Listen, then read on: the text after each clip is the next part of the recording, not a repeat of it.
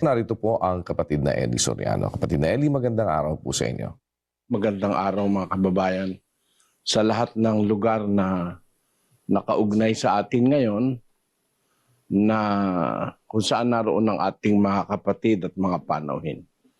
At kami po ay natutuwa at dalangin namin sa Diyos na ang ating pagtitipon ngayong gabi ay magkaroon ng magandang resulta sa atin. Kasi meron pong mga tao talaga sa aming paniniwala at pakiramdam na hanggang sa mga panahong ito ay naghahanap talaga ng pagkatapos ng maraming panahon ng paghahari, ng pagliligaw, mga fake news sa iba't ibang kaparaanan ng buhay.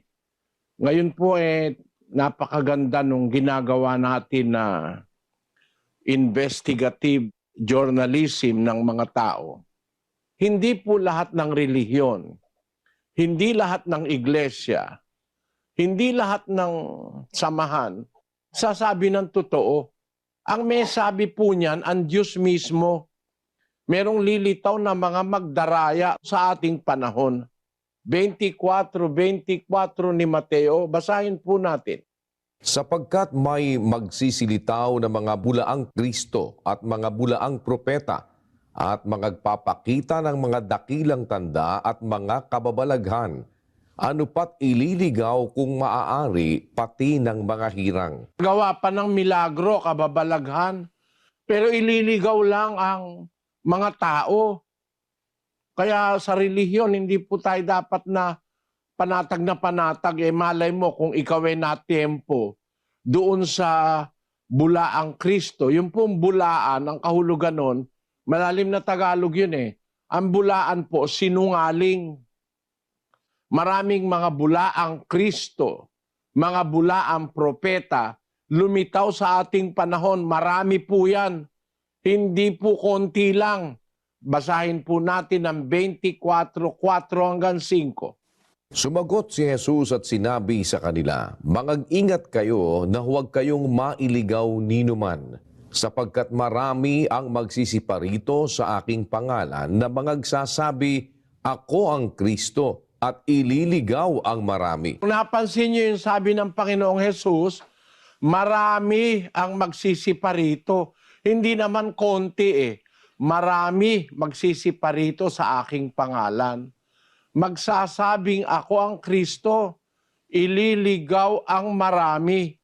Kaya marami rin ang maliligaw Marami kasi ang magliligaw Para lang natin malaman, kailangan magsuri tayo, mag-aral. Umpisa na tayo, kapatid na Daniel. Opo, kapatid na Eli. Puntahan natin agad ang ating mga panauhin sa Macau, sa China. Nandun po si kapatid na Ramis Naral, kasama ng ating mga panauhin. Go ahead, China please. Salamat po sa Diyos, kapatid na Daniel. Ang magtatanong po rito ay si Brother Patrick Rimas. Isa po siyang Katoliko at 25 years old. Magandang araw po, Brad Eli.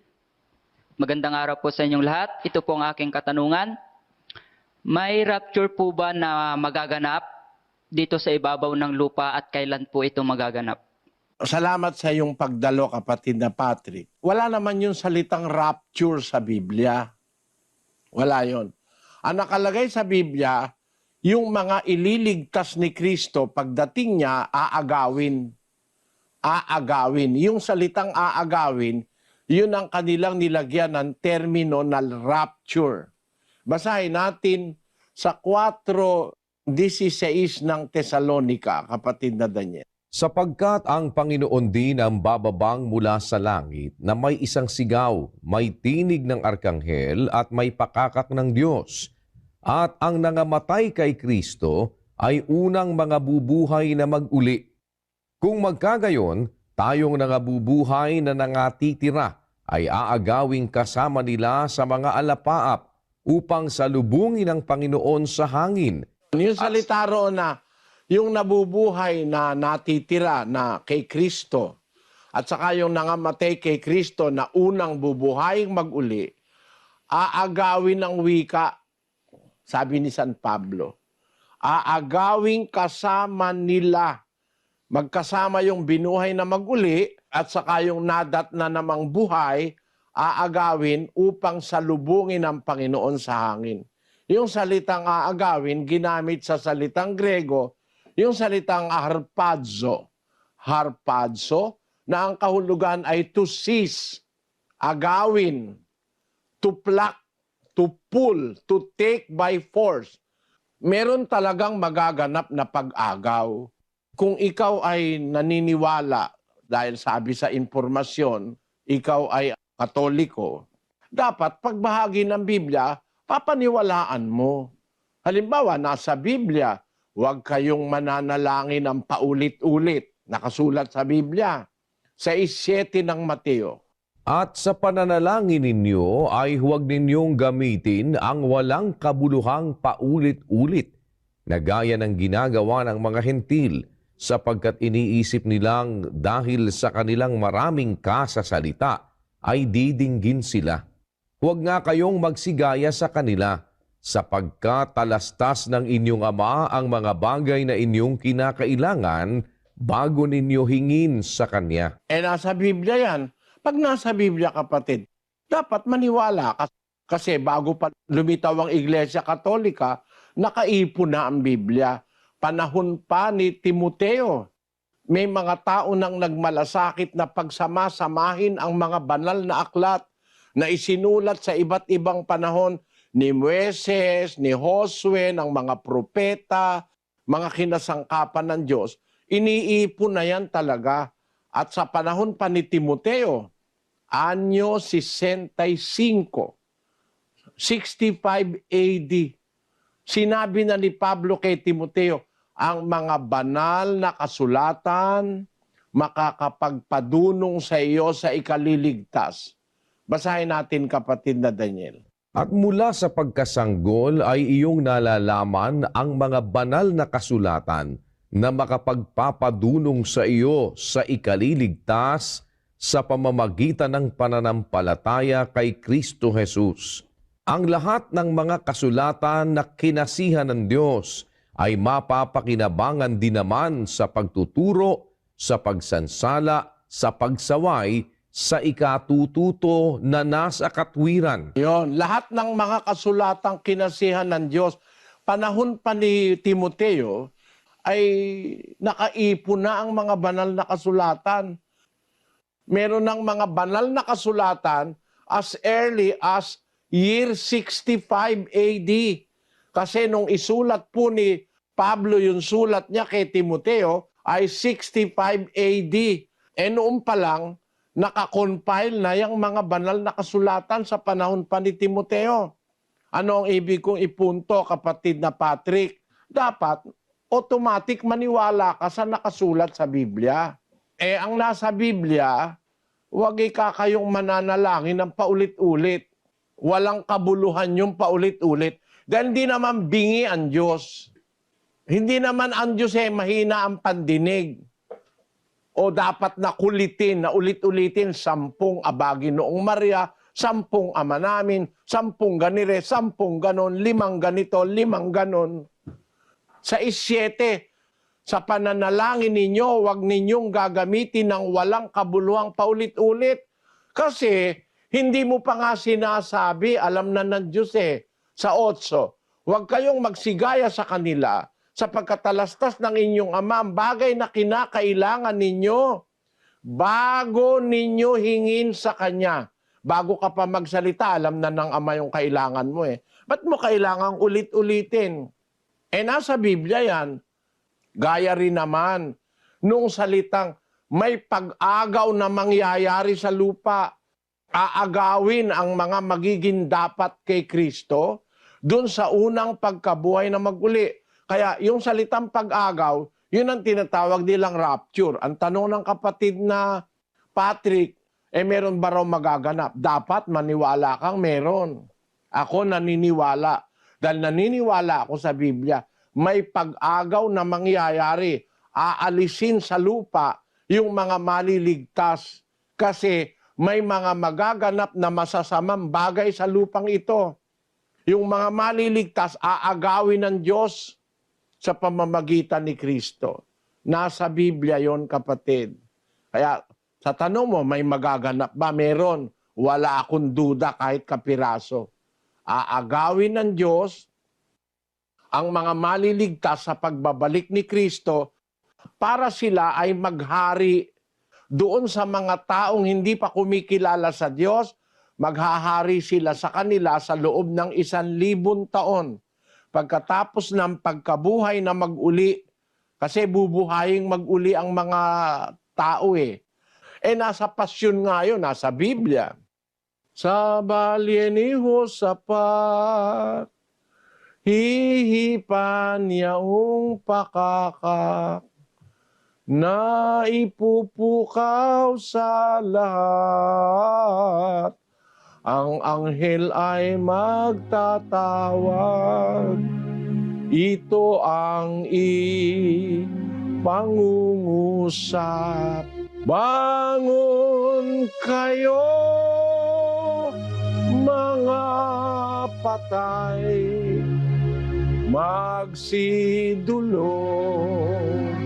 kayong tunay sa mataas na hukuman, yaong sumakop sa tanan, haring makapangyarihan. Ayon, may pagkabuhay na maguli ng mga patay. Yung binuhay ng mga maliligtas, aagawin yon kasama nung mga buhay na dinatnang mababait na tao, aagawin ng Panginoon para sila alisin pansamantala dito sa lupa. Pagkatapos, sa pasimula ng 1,000 taon, maghahari sila kasama ng Panginoong Jesucristo para yung mga taong masasama mapabuti. Basahin natin ang 24 ng Apokalipsis. At nakakita ako ng mga luklukan at may mga nagsisiluklok sa mga ito. Sila'y pinagkalooban ng paghatol. At nakita ko ang mga kaluluwa ng mga pinugutan ng ulo dahil sa patotoo ni Jesus at dahil sa salita ng Diyos, at ang mga hindi sumamba sa hayop o sa kaniyang larawan man at hindi tumanggap ng tanda sa kanilang noo at sa kanilang kamay. At sila'y nangabuhay at nagsipagharing kasama ni Kristo sa loob ng 1,000 taon. Ayon, pagkatapos ng pagkabuhay na mag-uli, tapos aagawin, magkakaroon ng meeting kay Kristo, magtatagpo sa alapaap. Tapos pagkatapos pala ng pagkabuhay na mag-uli, sabi dito ni San Juan, nagsipaghari silang kasama ni Kristo sa loob ng 1,000 taon. Kaya meron pong tinatawag na paghahari si Kristo sa huling 1,000 taon sa mundo.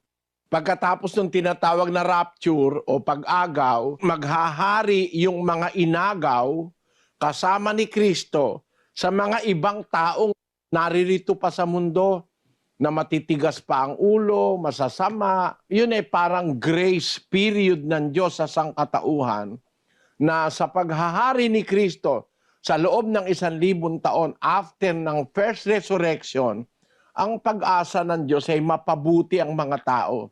Lipulin yung mga kaaway ng katwiran. Lipulin yung mga masasama at pasukuin sa ilalim ni Kristo. Yun ang sinasabi sa 15:24 ng unang Korinto. Kung magkagayoy darating ang wakas, pagka ibibigay na niya ang kaharian sa Diyos, sa makatwid bagay sa Ama, pagka lilipulin na niya ang lahat ng paghahari at lahat ng kapamahalaan at kapangyarihan, sapagkat kinakailangang siya'y maghari hanggang mailagay niya sa ilalim ng kanyang mga talampakan ang lahat niyang mga kaaway. Sa paghahari ni Kristo, lahat ng kaaway ng katwiran, lahat ng kaaway ng kabutihan, yung mga nang aabuso sa kapwa, kailangan siya'y maghari hanggang mailagay niya sa ilalim ng kanyang talampakan ng lahat niyang mga kaaway. Kaya sa loob ng 1,000 taon, maghahari sa lupa ang Panginoon Kristo para lipulin ang lahat ng kaaway ng katwiran. Iyon ay magaganap after nung rapture, kapatid na Patrick. Nasa Biblia yan. Kapatid na Patrick, naintindihan mo yung sagot ko. Opo, Brad Eli.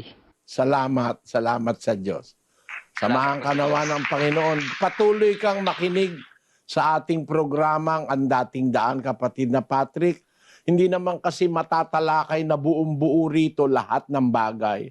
Siyempre, kung alin lang yung itinanong sa akin, kahit na nga sino-shortcut ko pa kasi kung hindi, mas marami pa dapat ang pag-usapan. Maraming salamat po. Salamat sa Diyos. At puntahan naman natin ngayon ang Quezon City. Nandun si kapatid na Jerry Cabanyero. Kasama natin mga panauhin. Go ahead, Quezon City, please. Opo, kapatid na Daniel, kapatid na Eli, maraming salamat po sa Diyos. Ang magtatanong po dito ay si kapatid na Rancel Astronomo. Narito po siya. Good evening, Brother Eli. My question is, how will you define salvation? Can you lose salvation? How will I define salvation? I do not have any authority to define salvation. My answer will be based purely on the Bible. Ang salvation ay dalawa ang yugto, kapatid. Dalawa ang yugto ng salvation. Ang unang yugto, ginanap ni Kristo, at ang ikalawang yugto, gaganapin niya pa uli. No? Ang unang yugto ng salvation nandoon sa Mateo 1 at 18. Ang pagkapanganak nga kay Hesukristo ay ganito. Nang si Maria na kanyang ina ay mag-aasawa kay Jose, bago sila magsama ay nasumpungang siya'y nagdadalang tao sa pamamagitan ng Espiritu Santo. At si Jose na kanyang asawa, palibhasa ay lalaking matuwid, at ayaw na ihayag sa madla ang kanyang kapurihan, ay nagpasyang hiwalayan siya ng lihim. Datapwat samantalang pinag-iisip niya ito, narito ang isang anghel ng Panginoon ay napakita sa kanya sa panaginip na nagsasabi, Jose, anak ni David, huwag kang mangamba sa pagtanggap kay Maria na iyong asawa, sapagkat ang kanyang dinadalang tao ay sa Espiritu Santo. At siya'y manganganak ng isang lalaki, at ang pangalang itatawag mo sa kanya'y Jesus, sapagkat ililigtas niya ang kanyang bayan sa kanilang mga kasalanan. Ayan. Ang ipinanganak ni Maria, sabi nung anghel, tatawagin siyang Jesus. Ang kahulugan ng Jesus o Yahshua sa salitang Ebreo, ililigtas niya ang kanyang bayan sa kanilang mga kasalanan. Yung Yahshua, ang kahulugan nun, tagapagligtas. Yun ang katumbas ng Gregong salita na Iesu. Katumbas sa Kastilang Jesus at katumbas sa English na Jesus. The word Iesus o Jesus ay tagapagligtas, nangangahulugang tagapagligtas, kapatid. Jehashua o Yahshua, tagapagligtas. Ang original na meaning niyan ay tagapagligtas sa Grego at saka sa Ebreo. Ngayon, ang pagliligtas ni Kristo, dalawang phase. Ililigtas kanya muna sa kasalanan. Kaya nga siya namatay, pinatay sa krus, ipinagkaloob niya ang kanyang buhay para mailigtas niya ang bayan niya, umpisa sa Israel hanggang sa ating panahon, sa kanilang mga kasalanan. Kasi, mahabang istorya ito, kapatid eh. Samantalang ikaw ay nakalublob sa kasalanan, gaya ng mga Israelita nung una, konsiderado kang patay. Para iligtas ka ni Kristo, bubuhayin ka.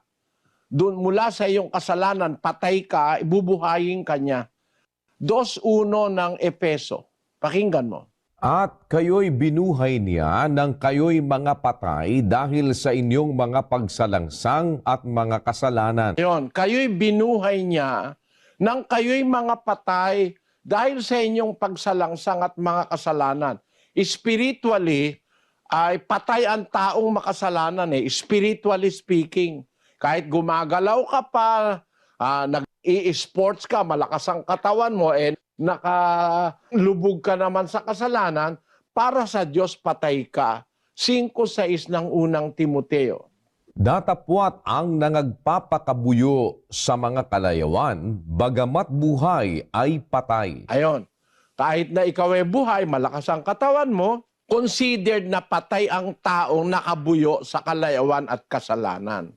And sabi ni Pablo sa mga unang Kristiyano, kayo'y binuhay niya nang kayo'y mga patay dahil sa inyong mga kasalanan at pagsalangsang.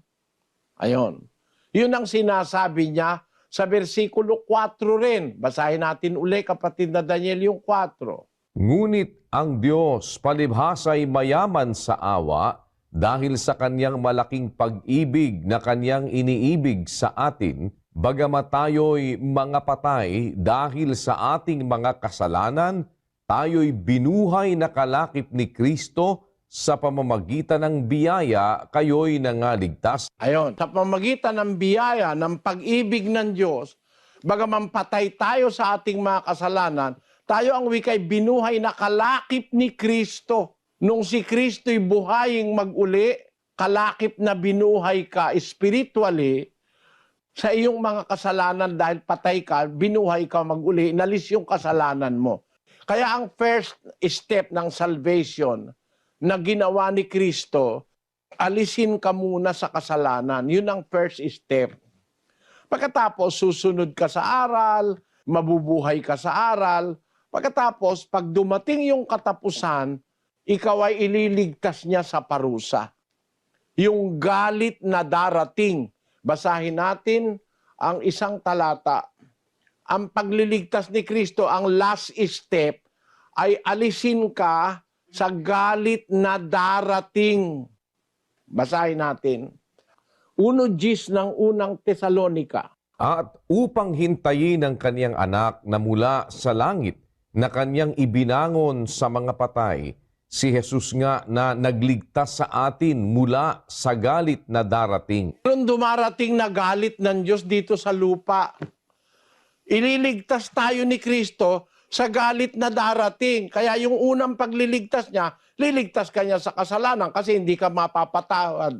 Hindi ka maliligtas kung hindi mapatawad ang kasalanan mo. Yung kasalanan natin, tinutubos ni Kristo yon kung tayo'y sumasampalataya. Kaya nga siya nagbubu ng dugo para matubos ang ating kasalanan. Hebreo 9:22. At ayon sa kautusan ay halos masasabi kong lahat ng mga bagay ay nililinis ng dugo at maliban na sa pagkabuhos ng dugo ay walang kapatawaran. Maliban na sa pagkabuhos ng dugo, walang kapatawaran ng kasalanan.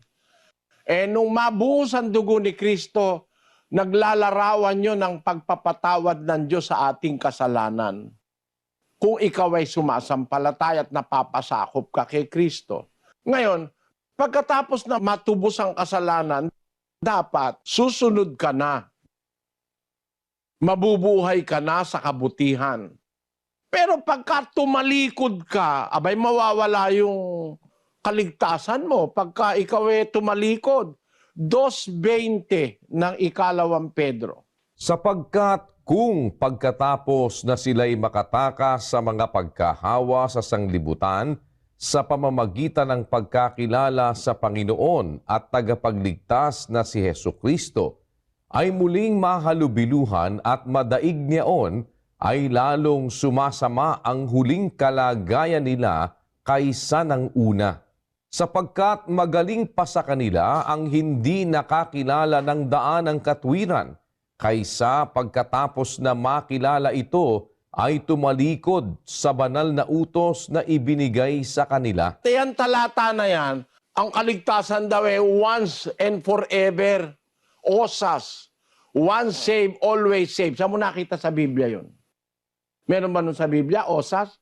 Once saved, always saved. Pinapakontento ang miyembro nila. Ligtas ka na, kahit ano pa mangyari, ligtas ka. Hindi totoo yan. Sapagkat ang sabi ng salita ng Diyos, magaling pa ang hindi ka na nakakilala ng daan ng katwiran, kaysa pagkatapos na makilala ito, ay tumalikod sa banal na utos na ibinigay sa kanila. Pinatawad ng kasalanan mo, yun ang first step. Kasi ang tagapagligtas ni Kristo, unang-una, tutubusin niya ang kasalanan mo. Siya ang umaako sa kasalanan mo. By the cross, He served as a ransom for your sins. Ngayon, may obligasyon kang lumakad sa utos. Mabuhay na lumalakad sa utos. Kailangan tumutupad ka sa utos ni Kristo. Pagka tumalikod ka, sabi ng salita ng Diyos, kung pagkatapos na sila'y makatakas sa pagkahawa sa sanlibutan, sa pamamagitan ng pagkakilala sa Panginoon at tagapagligtas na si Jesucristo, muling mahalubiluhan ng sanlibutan at madaig niyaon, lalong sumasama ang huling kalagayan nila kaysa ng una. Paano ka ngayon sasabihin mong ligtas ka pa rin? Sumama ka na nga, ligtas ka pa rin. Lalabas nga, mas masama ka pa kaysa sa dati bago ka nakakilala kay Kristo. Basahin natin ang Mateo 12:43. Datapwat ang karumal-dumal na espiritu kung siya'y lumabas sa tao, ay lumalakad sa mga dakong walang tubig na humahanap ng kapahingahan at hindi makasumpong. Kung magkagayoy, sinasabi niya, babalik ako sa aking bahay na nilabasan ko, at pagdating niya ay nasusumpungan niyang walang laman, walis na at nagagayakan. Kung magkagayoy, yumayaon siya at nagsasama ng 7 pang espiritu na lalong masasama kaysa kanya, at sila'y nagsisipasok at nagsisitahan doon, at nagiging lalo pang masama ang huling kalagayan ng taong yaon kaysa una. Ang liwanag Lalo ka pang sasama Bakit? Ang dahilan nun, yung lumabas na espiritu sa'yo nang bautismuhan ka, sa bautismo kasi lumalabas yung masasamang espiritu During the true baptism, aalis yung masamang espiritu. Kagaya na nangyari kay Maria Magdalena, lumabas ang 7 demonyo sa kanya. Babalik yon pag pinabayaan mong makapasok at madaig ka uli. Ikaw ay matalo uli nung kasalanan, mas masama ka pa kaysa dati. Bakit? Magsasama yung isang espiritu ng 7 pang mas masama kaysa sa kanya. 8 na espiritu mo. Talo mo na si Maria Magdalena. 8:2 ng Lucas. Basahin natin. At ang ilang babae na pinagaling sa masasamang espiritu at sa mga sakit, si Maria na tinatawag na Magdalena, na sa kanya'y 7 demonyo ang nagsilabas. Para ma-emphasize gumagamit ang Biblia ng numbers. May small, merong big, may great, may multitude, merong uncountable. Ang Biblia nagsasabi, ang tao dinatahanan ng demonyo gaya ni Maria Magdalena.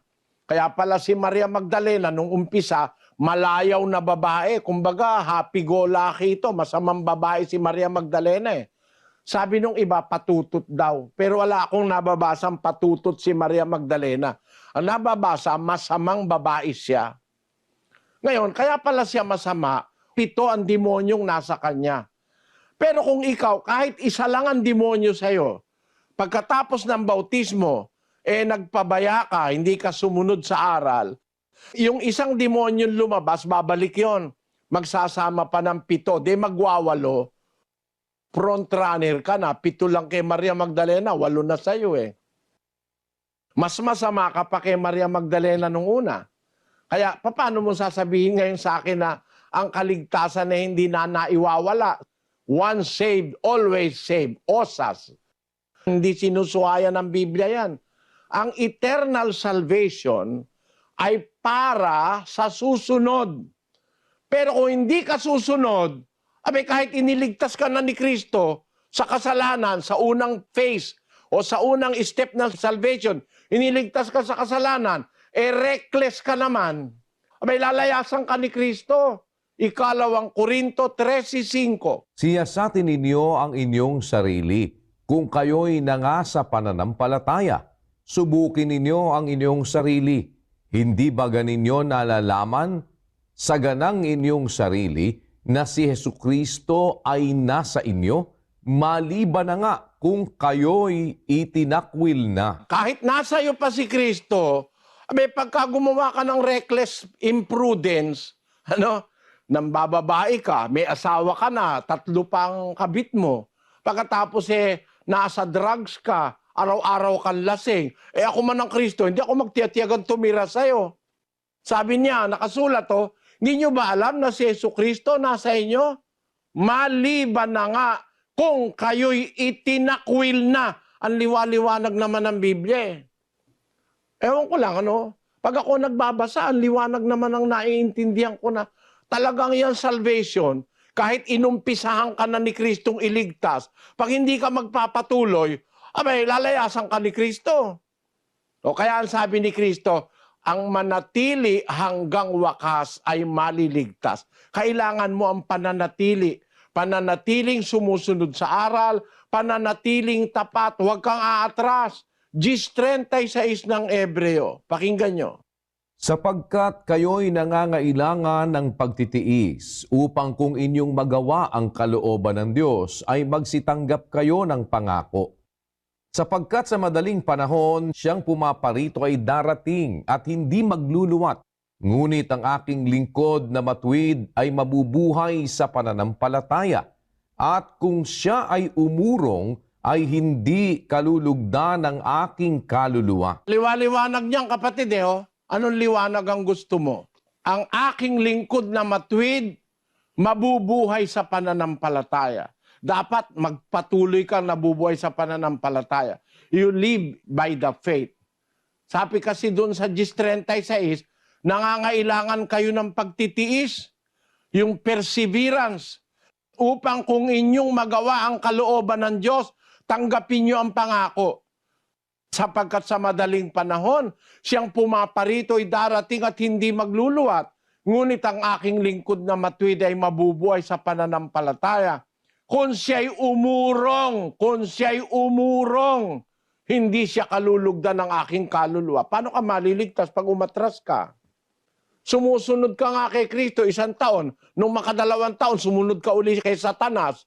Paano ka na maililigtas nun? Mga pastor, maliwanagan nawa ang inyong mga miyembro, pati yung mga nagtuturo na once saved, always saved. You are once saved, you will always be saved if you continue following the Word of God. Pero pag huminto ka o kaya bumalik ka sa sanlibutan, sasabihin mo hindi na maiwawala yan. Basahin natin ang 2 Juan 1:8. Mag-ingat kayo sa inyong sarili upang huwag ninyong iwala ang mga bagay na aming pinagpagalan. Yung pinagpapagalan ng mga alagad, ng mga apostol, yung pangkaligtasan ng kaluluwa. Mag-ingat kayo sa inyong sarili para huwag ninyong iwala ang bagay na aming pinagpagalan. Maiwawala yan, kapatid. Ang salvation, 2 bagay. Una, ililigtas ka sa kasalanan. Tapos mabubuhay ka sa pananampalataya, susunod ka sa aral. Pagdating ni Kristo, ililigtas ka niya sa galit na darating. Tandaan mo yon. Meron 2 step yan. Mailigtas ka muna sa kasalanan, pagkatapos mailigtas ka sa galit na darating. Alin yung galit na darating? Yung araw ng paghuhukom ng Diyos. 1:18 ng Sifanyas. Pakinggan mo. Kahit ang kanilang pilak o ang kanilang gintuman ay hindi makapagliligtas sa kanila sa kaarawan ng kapuotan ng Panginoon, kundi ang buong lupain ay masusupok sa pamamagitan ng apoy ng kanyang paninibugho, sapagkat wawakasan niya, isang kakilakilabot na wakas nilang lahat na nagsisitahan sa lupain. Ayon, maliwanag, kapatid, Darating ang araw ng kapuotan ng Panginoon, the wrath of the Lord. Yung galit ng Diyos, kailangan mo uli si Kristo ron.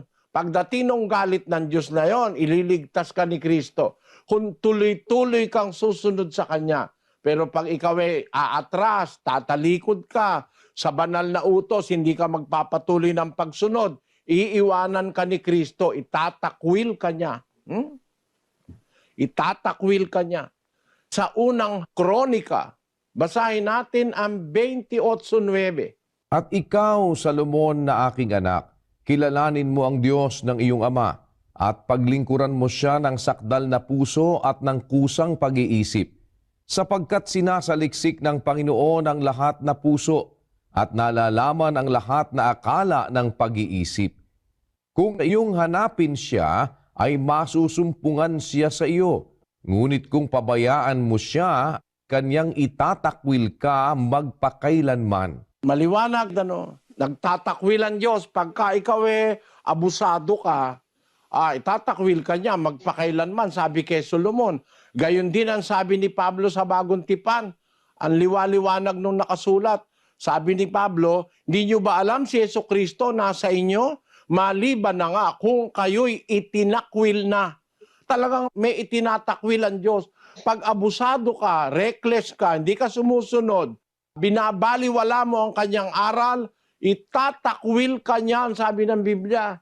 Yun ang sinabi ni Pablo kay Timoteo nung binibigyan niya ng warning si Timoteo na ikay magkaroon ng dalisay na puso at ng magandang budhi na nang ito'y itakwil ng iba, ay itinakwil sila sa pananampalataya. Basahin natin ang 1:19. Naingatan mo ang pananampalataya at ang mabuting budhi na nang ito'y itakwil ng iba sa kanila, ay nangabagbag tungkol sa pananampalataya.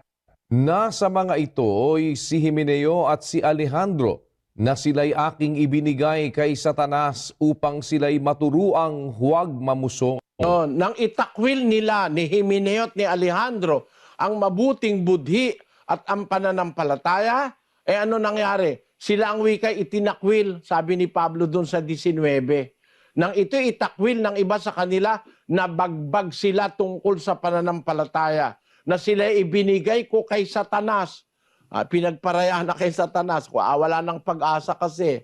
Pag itinakwil mo yung mabuting budhi, itatakwil ka rin ng Diyos, gaya nung sinabi ni Pablo sa 2 Korinto 13:5. Siguro sapat na muna yan, kapatid na Ransel.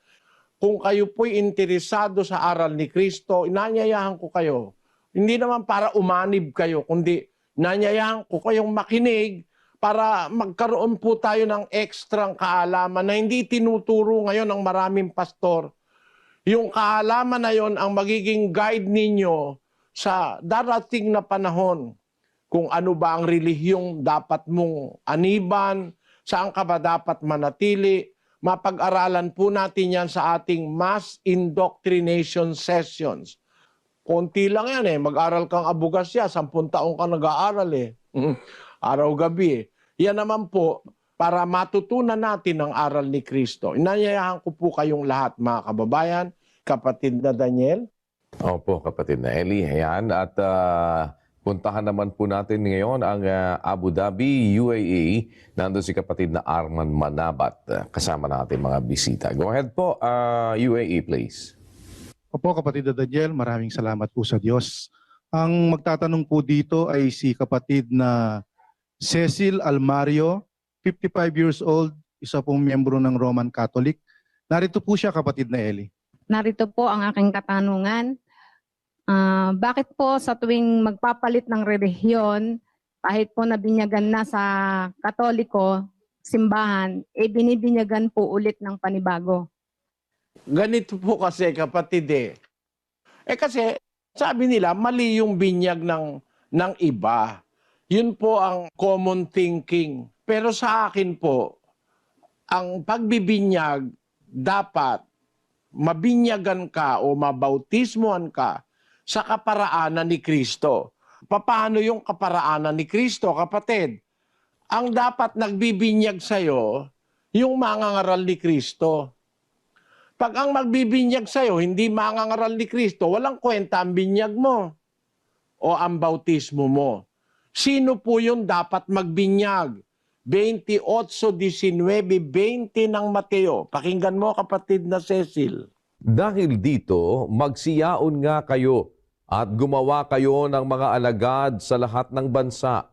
na sila'y inyong bautismuhan sa pangalan ng Ama at ng Anak at ng Espiritu Santo, na ituro ninyo sa kanila na kanilang ganapin ang lahat ng mga bagay na iniutos ko sa inyo.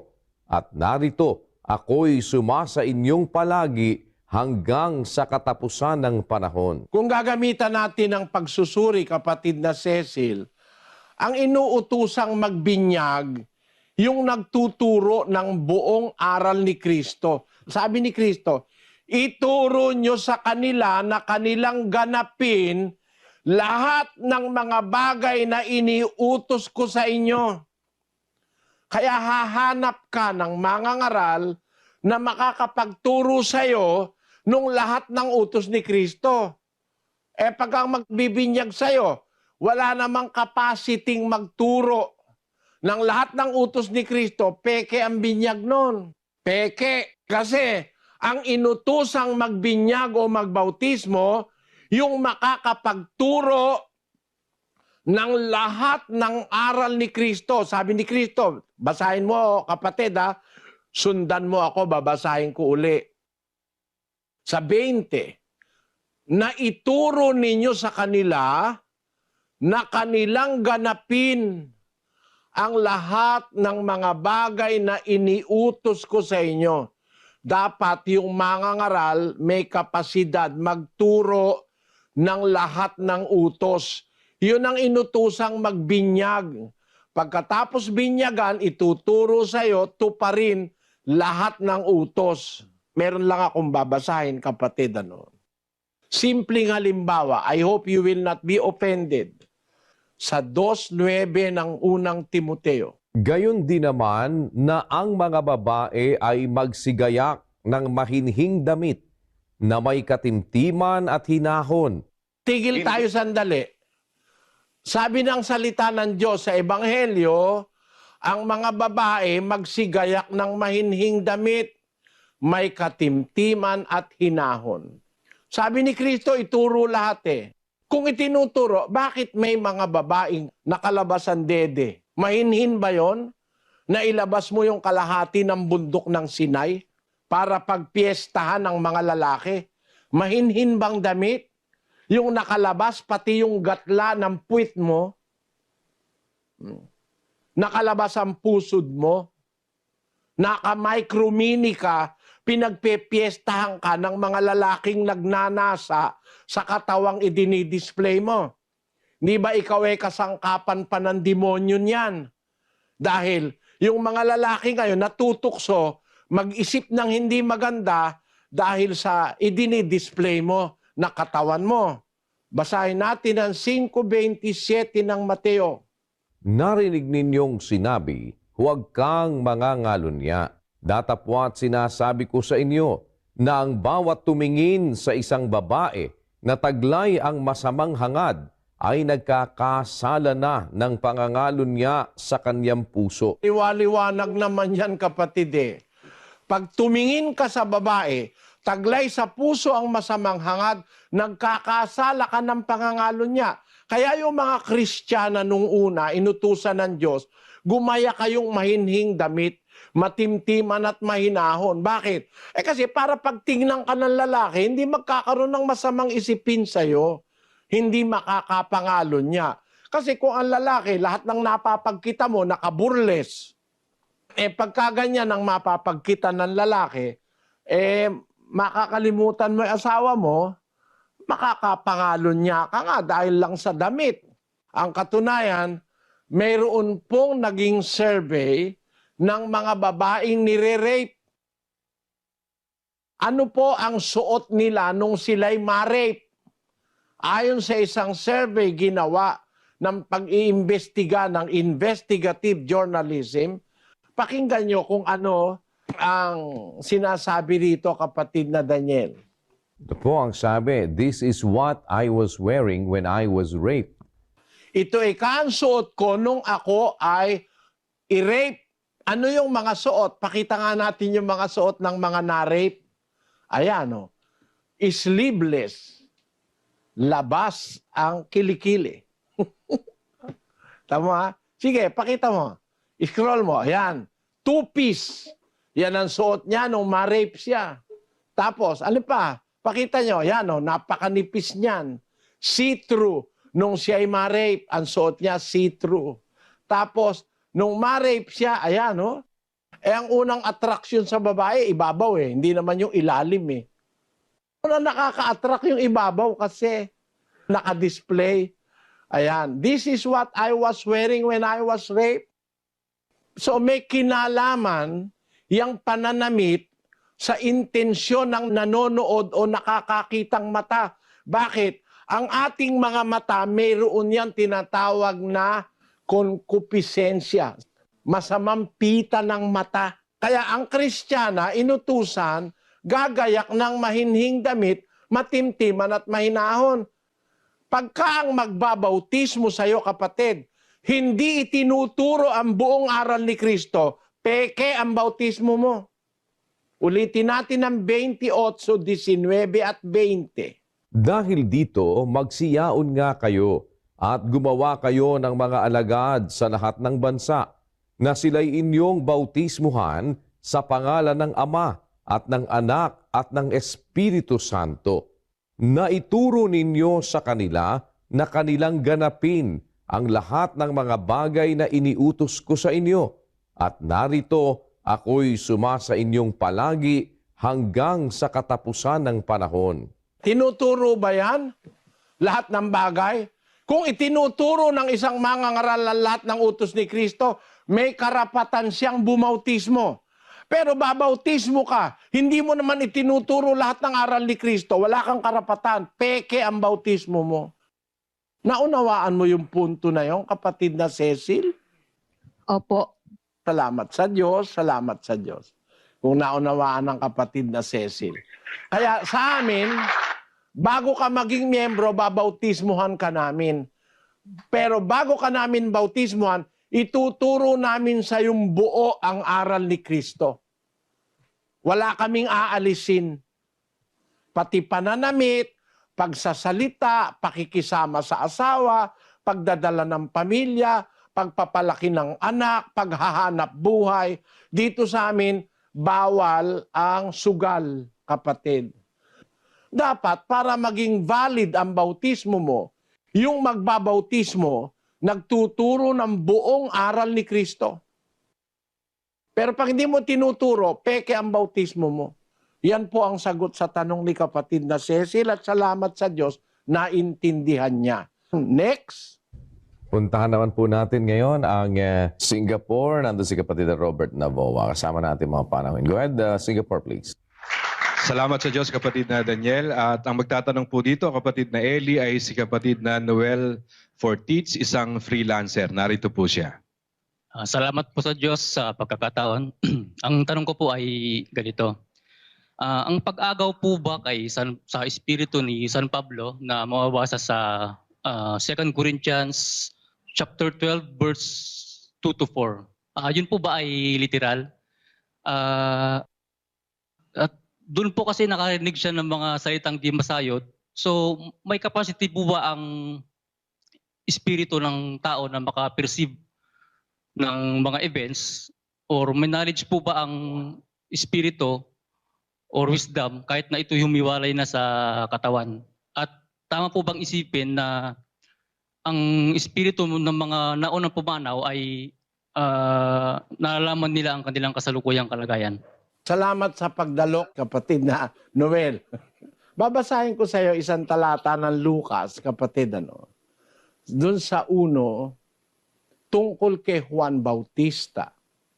Pakinggan mo ang istorya sa 1:15. Sapagkat siya'y magiging dakila sa paningin ng Panginoon, at siya'y hindi iinom ng alak ni matapang na inumin, at siya'y mapupuspos ng Espiritu Santo mula pa sa tiyan ng kanyang ina. Sa 17. At siya'y lalakad sa unahan ng kanyang mukha na may espiritu at kapangyarihan ni Elias, upang papagbaliking loob ang mga puso ng mga ama sa mga anak, at ang mga suwail ay magsilakad sa karunungan ng mga matuwid, upang ipaglaan ng Panginoon ng isang bayang nahahanda. Basahin mo, kapatid, sa kasama ko, no? Basahin mo, sabay tayo. Si Juan Bautista, sabi ni San Lucas, lalakad sa unahan ng kanyang mukha na may espiritu at kapangyarihan ni Elias. Kaya nung mangaral si Juan Bautista, sinamahan siya ng espiritu ni Elias. Kung yung espiritu walang malay, ba't naman ako papasama sa walang malay? Baka maligo kami pareho. Kapatid Nanuel, wag ka magagalit ha. Yung espiritu, mas maraming alam yon kaysa sa literal o sa material, sa laman. Kagaya ng mga anghel ng Diyos, espiritu lahat yan eh. Sila'y mga espiritong sinusugo ng Diyos ayon dun sa 1:14 ng Ebreo. Basahin natin muna, kapatid na Daniel. Hindi baga silang lahat ay mga espiritong tagapaglingkod na mga sinugo upang magsipaglingkod sa kapakinabangan ng mga gmamana ng kaligtasan? Yung mga anghel, mga espiritong tagapaglingkod yan. May mala yan. Wala namang katawang lupa yung mga anghel na yan. Ano? Pero alam nilang nangyayari sa lupa. Basahin natin sa 2 Samuel 14:20. Upang baguhin ang anyo ng bagay ay ginawa ng iyong lingkod na si Joab ang bagay na ito. At ang aking Panginoon ay pantas ayon sa karunungan ng anghel ng Diyos na makaalam ng lahat ng mga bagay na nasa lupa. Anghel ng Diyos, nakakaalam ng lahat ng bagay na nasa lupa, sabi ng Biblia. Yung anghel, espiritu yun eh. Kaya ang espiritu, kapatid, mas nakakaalam yan ng maraming bagay kasi may nakikita yan na hindi natin nakikitang literal o material na tao. Ngayon, ang punto mo, nung bang si Pablo ay agawin hanggang sa paraiso, sa 3 langit, sabi mo, yun ba'y literal? Siyempre, hindi literal yun, kapatid. Ang inagaw yung kanyang espiritu. Meron siya kasing ipinapakilalang espiritu roon, no? Sa kanyang salita. Yun ang inagaw. Kasi yung kanyang pagkatao, yung kanyang katawang tao, nandito sa lupa. 3 araw siyang bulag, no?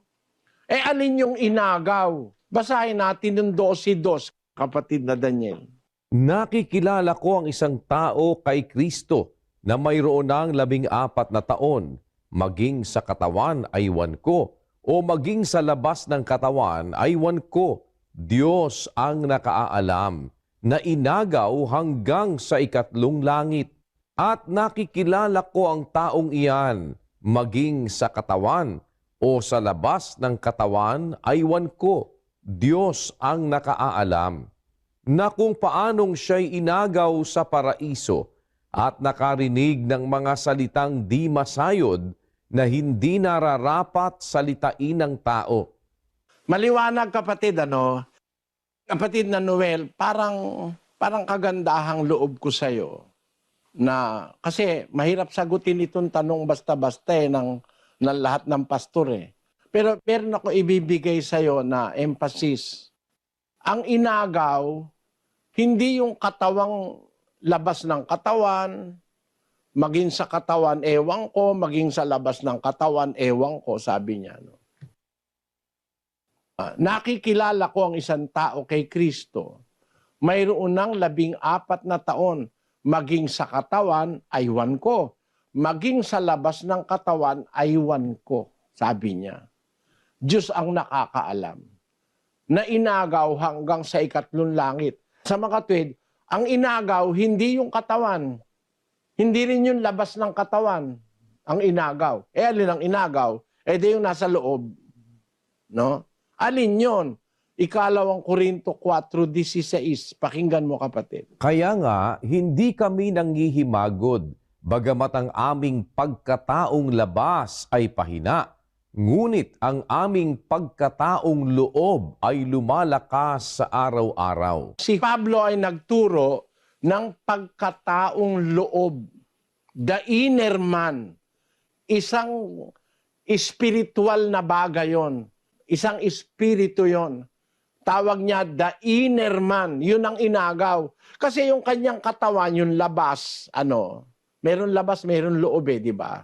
Yung labas, naiwan nasa lupa Para rin si Juan.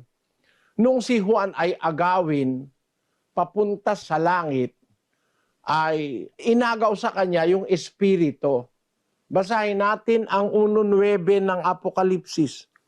Akong si Juan na inyong kapatid at inyong karamay sa kapighatian at sa kaharian at sa pagtitiis na kay Jesus ay nasa sa pulo na tinatawag na Patmos dahil sa salita ng Diyos at sa patutuo ni Jesus. Ako'y nasa espiritu ng araw ng Panginoon at narinig ko sa aking likuran ang dakilang tinig na tulad sa isang pakakak na nagsasabi, ang iyong nakikita ay isulat mo sa isang aklat at iyong ipadala sa 7 iglesia sa Efeso at sa Smyrna at sa Pergamo at sa Tiatira at sa Sardis at sa Philadelphia at sa Laodicea. Yon. Sabi ni San Juan, ako ang wika'y nasa espiritu sa araw ng Panginoon. Yung kanyang katawan na literal, material, nandun siya sa pulo ng Patmos. Pero dun sa araw ng Panginoon, yung araw na hinaharap, ako ika'y nasa espiritu ng araw ng Panginoon. Inagaw yung kanyang espiritu. Kasi doon sa 4, versikulo 1, ganito nakasulat. Pagkatapos ng mga bagay na ito ay tumingin ako at narito ang isang pintong bukas sa langit at ang unang tinig na aking narinig na gaya ng sa pakakak na nakikipag-usap sa akin ay sa isang nagsasabi, umakyat ka rito at ipakikita ko sa iyo ang mga bagay na dapat mangyari sa haharapin. Pagdakay napasa espiritu ako at narito may isang luklukang nalalagay sa langit at sa ibabaw ng luklukan ay may isang nakaupo. Nung siya ay papagpakitaan ng mangyayari sa hinaharap, nakita niya bukas ang langit at nakarinig siya ng tinig, umakyat ka rito, sabi nung tinig sa kanya. Umakyat ka rito. Pagdaka ang wika'y napasa espiritu ako. So, ang pag-akyat, hindi yung laman ang iniakyat niya, hindi yung katawan. Yung espiritu ang umakyat. Kasi tayong mga tao, kapatid, mayroon tayong espiritu. Ang tawag sa Biblia, espiritu ng tao. 2:11 ng unang Korinto. Sapagkat sino sa mga tao ang nakakakilala ng mga bagay ng tao, kundi ang espiritu ng tao na nasa kanya. Kaya yung espiritu, nakakakilala yon, may kaalaman yon, kapatid. No? Sino ka sa mga tao nakakakilala ng mga bagay ng tao, kundi ang espiritu ng tao na nasa kanya. Bawat isa sa atin, meron tayong espiritu. Yung espiritu na yun, tinatawag espiritu ng tao, may kamalayan yon. Alam nun ang nangyayari, kapatid, gaya nung tanong mo, no? Sabi mo kanina, may capacity po ba ang espiritu makapag-perceive ng events? O taglay ba rin ng espiritu ang knowledge and wisdom? Meron, kapatid. Nasagot ba nun yung tanong mo, kapatid na Noel? Po, Brother Eli. Maraming salamat po. Salamat din. Salamat sa Panginoon. Kapatid na Daniel. Opo, salamat po. At puntahan po natin ang Puerto Princesa City, si kapatid na Mel Pingal. Kasama natin mga panauhin. Go ahead, Puerto Princesa, please. Salamat sa Diyos, kapatid na Eli. Narito po ang ating magtatanong, si kapatid na Jezabel Condesa. Isa po siyang Baptist at 18 years old po siya. Magandang gabi po sa inyong lahat. Ang tanong ko po, totoo po ba daw na may pangalawang buhay? Dahil naniniwala po kasi kami. Salamat po. Mga kapatid, yung pangalawang buhay na sinasabi, yung salitang pangalawang buhay, hindi yun ang ginagamit ng Biblia. Ang ginagamit ng Biblia, buhay na darating. Buhay na darating. Sa unang Timoteo Kapitulo 6, pakinggan mo ang babasahin nating talata sa 6:19 ng unang Timoteo. Na mangagtipon sa kanilang sarili ng isang mabuting kinasasaligan para sa panahong darating upang sila'y makapanangan sa buhay na tunay na buhay. Sa panahong darating, mayroong buhay na tunay na buhay. Alin yon? Doon sa 4:8 ng unang Timoteo. Sapagkat sa pagsasanay ng katawan ay may kaunting pakinabang, ngunit ang kabanalan sa lahat ng mga bagay ay pinakikinabangan na may pangako sa buhay na ito at sa darating. May pangako ang kabanalan, pag pinagsasanayan, may pangako sa buhay na ito at sa darating. Kaya merong buhay na darating. Ang tawag doon, kapatid, buhay na walang hanggan. Naniniwala ako ron, kapatid. Kasi kung walang pangakong buhay na walang hanggan, agrabyado tayo ngayon sa lupa. Yung mahihirap, agrabyado tayo. Yung mga ni-rape, yung mga inabuso, mga ninakawan, sinunog, pinatay, pinagmamarder, ano? Pag wala nang darating, wala nang paghukom, lalabas, wala nang hustisya. Para tayong mga hayop na lang na pinatay na lang ng mga taong masasama. Kaya ang hustisya o ang katarungan darating sa buhay na darating. May paparusahan ng Diyos, mayroong gagantimpalaan. And that is the fulfillment of the life which God proposed to mankind. Ang katuparan ng talagang buhay na ibig ng Diyos maranasan natin yung buhay na nasa ilalim ng hustisya. Hindi kagaya ng buhay ngayon sa lupa. Mga mahirap na inaapi pa. Mahirap na ninanakawan pa. Tingnan mo nung araw sa Biblia, pagka nagtrabaho yung tao, dapat ibigay mo agad yung sweldo. Sa panahon ngayon, 3 taon na nag-aantay ng sweldo, ayaw pang ibigay. Nalululong tuloy sa 5-6 yung tao sa patubuan. 1 buwan kang nangungutang nagpapatubo kasi wala kang magamit na pera. Nung araw, dapat bibigay mo agad yung upa. Hindi na kailangan magpatubo siya. Ngayon, may mga kumpanya, papasweldoin ka, late pa, buwana na, late pa. Naobliga ka ngayong mangutang ng patubuan.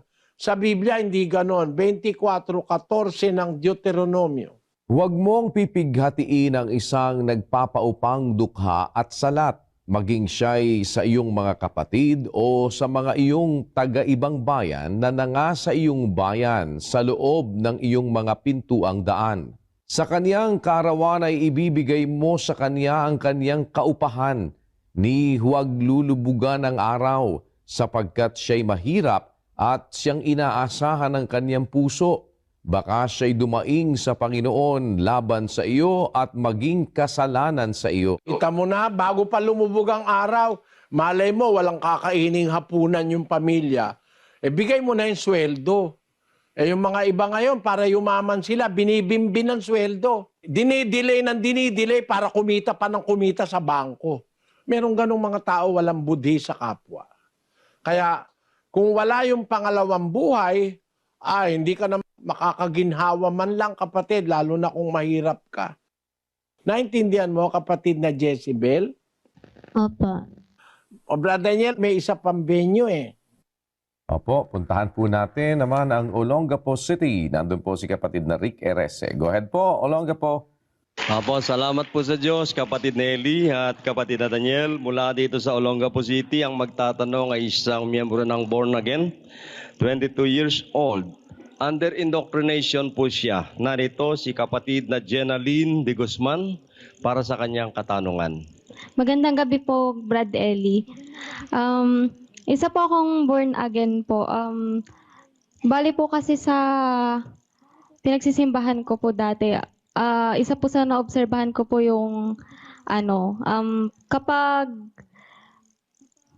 may mga crusade po, meron po kaming tinatawag na altar call po. Yun po yung paghihikayat ng mga taong makasalanan sa harap para magbalik loob po sa sa ating Panginoong Hesus. Tapos naobserbahan ko po kasi na yung mga lahat po ng tumatanggap, either may natutumba po, may umiiyak, may tumatawa.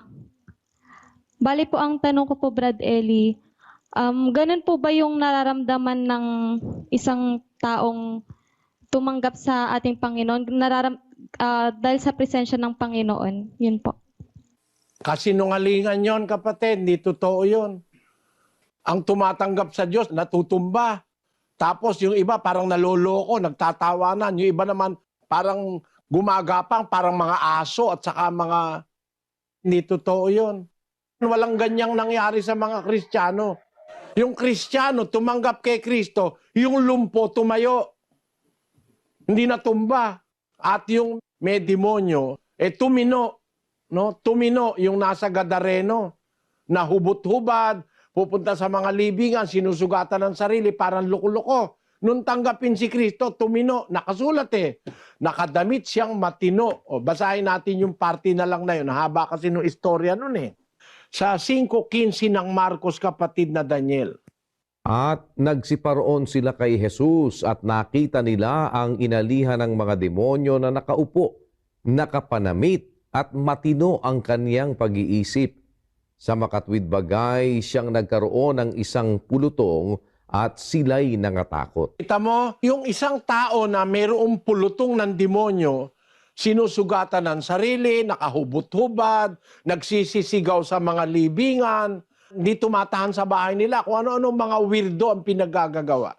Nung tanggapin si Jesus, nakita nila, nakaupo, nakapanamit at matino ang pag-iisip. Itong mga nagsasabing naroon daw sa kanila ang presence of the Lord, ba't naging ikaw naman tao? Naku po, patawarin. Baka magalit na lang sa akin Pero kapatid, wala sa Biblia yon. Yung halimbawa magdididip pa, tapos manginginig, matutumba, bubula ang bibig. Hindi ganyan ang tumatanggap kay Kristo. Alam mo, nangyayari yung bumubula ang bibig at saka nanginginig sa mga may demonyo. Hindi sa tumanggap kay Kristo. Wala lang tayong panahon kapatid na Jenaline Pero nanyayan kita rin, kapatid, iyang lahat ng tanong mo, masasagot yan pag nakinig ka ng indoctrination sessions. Salamat po, kapatid na Jenaline. At salamat po sa Diyos sa isa pang mabuting pagkakataon na nagkaroon tayo ngayong araw na ito sa lahat ng ating mga panauhin sa iba't ibang lugar ng ating pong ginagawang Bible exposition. Muli po, nagpapasalamat tayo sa Panginoon sa isang mabuting pagkakataon na makapaglingkod sa ating mga kababayan. Kapatid na Eli. Magandang gabi sa inyong lahat. Salamat po. Salamat po sa inyong pagtitiyaga para po sa kabutihan ng ating kaluluwa at ng ating mga sambahayan. Bigyan nating oras ang pakikinig ng aral ng Diyos na nanggagaling sa mga talata ng Biblia.